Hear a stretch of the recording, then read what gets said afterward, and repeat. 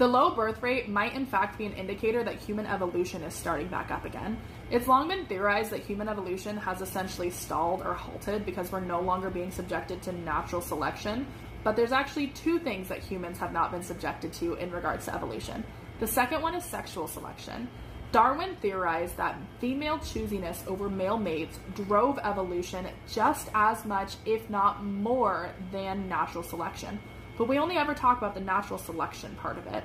There's another reigning theory, I'm not going to say reigning, I'm going to say prominent theory in human evolution science right now that suggests that the patriarchy came about as a way to subvert this selection process by women, which means essentially that men who would not have naturally been chosen by women to procreate with were handed a wife through female subjugation so that their genes could continue to be passed on in humanity.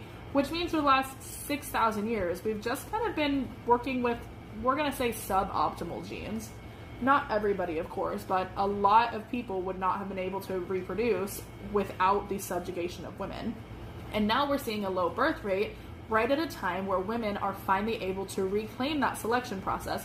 We're no longer being forced in many parts of the world to get married and to have children with somebody that we would not have chosen for ourselves. And as less children are being born, and if that trend continues, then by extension, less men will become fathers. Less male genetics will be reintroduced into the gene pool, which means some type of genetic filtering is definitely about to happen. And what is that if not human evolution? And this is the part where I need to be crystal clear, because I'm not talking about schmugenics. I am not talking about skin tone, race, hair color, eye color. I'm talking about traits that certain individuals present that would make them unappealing to reproduce with.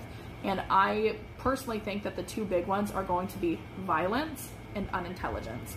Pretty much all throughout history up until now, being violent towards your partner or towards children or being relatively unintelligent did not exclude you from being handed a wife by society and an opportunity to reproduce. But now, it absolutely is going to affect your ability to find a partner.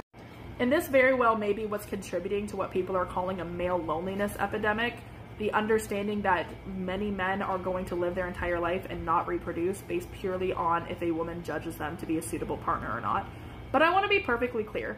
Being upset that you weren't picked by a woman does not give you leeway to create a patriarchy and subjugate women for 6,000 years and stall human evolution. So if we could avoid doing that a second time, that would be great.